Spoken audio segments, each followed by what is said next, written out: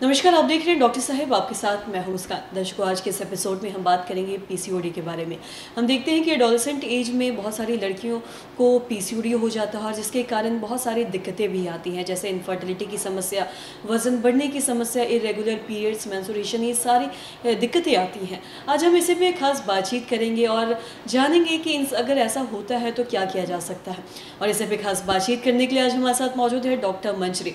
दर्शकों, आपको बता दें कि बिहार की जाने मानी गायनेकोलॉजिस्ट हैं और साथ ही साथ ये असिस्टेंट प्रोफेसर हैं मधुबनी मेडिकल कॉलेज में। मैम नमस्कार, बहुत बहुत स्वागत है आपका। मैम, मैं आपसे जानना चाहूँगी कि पीसीओडी एक ऐसी बीमारी है जो आज हम बहुत सारी लड़कियों में देखते हैं और जिसके कारण बहुत सारी दिक्कतें भी आती हैं, जैसे इरेगुलर पीरियड्स हो गया, इनफर्टिलिटी हो गया, वजन बढ़ने का कारण हो गया। तो ये सब से कैसे बच सकते हैं और क्या कारण है इन सब का?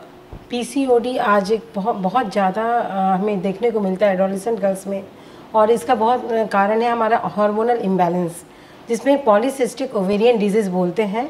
और इसमें साथ साथ एक क्राइटेरिया होता है, जैसे ओलिगो ओवुलेशन और एनओवुलेशन होता है, हाइपर एंड्रोनिज्म हो जाता है, और इसका कुछ क्लिनिकल क्राइटेरियाज हैं। इस हिसाब से अगर महिलाओं में इन हार्मोनल चेंज के कारण बहुत ज़्यादा ओबेसिटी होने का चांसेस होता है, इरेगुलर पीरियड्स हो जाता है, ओलिगोमेनोरिया, एमेनोरिया, इसके अलावा जो हर्सुटिज्म हो जाता है, चेहरे पे बाल आ जाते हैं, एक्ने हो जाता है। कम उम्र की लड़कियां और महिलाएं बहुत परेशान हो जाती हैं, और अगर शादी के बाद गर्भ धारण करने में भी बहुत ज़्यादा प्रॉब्लम होने लगता है। इसलिए पीसीओडी की समस्या का जितना जल्दी हो उसका निदान करना ही ज़रूरी है। और साथ ही जैसा कि मैंने शुरू में ही कहा कि ऐसे में देखते हैं कि बहुत बार ये भी देखा जाता है कि वज़न भी काफ़ी ज़्यादा बढ़ जाता है, और वज़न बढ़ने के कारण बहुत सारे लोगों को ये भी नहीं समझ आ पाता कि उसका मुख्य कारण क्या है। और एक पीसीओडी भी एक बहुत बड़ा कारण हो सकता है वज़न बढ़ने का, तो इस बारे में क्या बताएंगे? देखिए, महिलाओं में वज़न बढ़ने के बहुत कारण हो सकते हैं, लेकिन एक कारण पीसीओडी भी है। पीसीओडी में सेंट्रल ओबेसिटी हो जाता है हार्मोनल इम्बैलेंस के कारण, हाइपर इंसुलिनेमिया हो जाता है, ग्लूकोज इंटॉलरेंस हो जाता है, जिस कारण से वज़न बढ़ने का संभावना बहुत ज़्यादा बढ़ जाता है।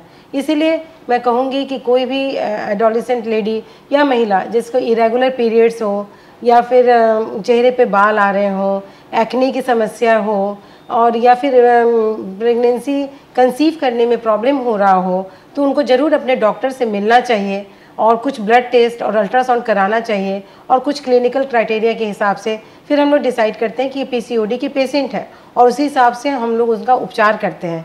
जैसे अगर ओबेसिटी पीसीओडी के कारण है तो हम लोग बोलते हैं कि लाइफस्टाइल चेंज करना बहुत ज़रूरी है, रेगुलर एक्सरसाइज करना चाहिए, जिसके कारण से पीसीओडी की समस्या में बहुत ज़्यादा राहत मिलती है और पीरियड्स भी रेगुलर होने के चांसेस बढ़ जाते हैं। और साथ ही हम ये भी देखते हैं कि जब पीसीओडी होता है तो बहुत सारी दिक्कतें आती है, जिसमें से एक इनफर्टिलिटी भी एक बहुत बड़ी समस्या है। तो ये क्या मतलब ये कितना हानिकारक हो सकता है और क्या इससे निजात पाया जा सकता है पीसीओडी से? पीसीओडी को ज़रूर हम लोग कंट्रोल करके और हार्मोनल बैलेंस करके हम लोग इनफर्टिलिटी के पेशेंट का सफलतापूर्वक इलाज कर सकते हैं। हाँ, ये ज़रूर है कि पीसीओडी के पेशेंट्स में इनफर्टिलिटी बहुत कॉमन है, क्योंकि बहुत सारे हार्मोन्स हमारा इम्बैलेंस हो जाता है। जैसे एलएच का लेवल बढ़ जाता है, एफएसएच घट जाता है, ईस्ट्रोजन एस्ट्राडायोल सब बढ़ जाता है, प्रोजेस्टेरॉन घट जाता है, और बहुत सारे हार्मोनल चेंज हो जाते हैं। इसके कारण एनओवुलेशन, ओलिगो ओवुलेशन होता है, अच्छे क्वालिटी का एग नहीं बन पाता। लेकिन हमारे पास बहुत सारा इलाज है जिसके लिए हम लोग पूरा प्रॉपर इवैल्यूएशन करते हैं।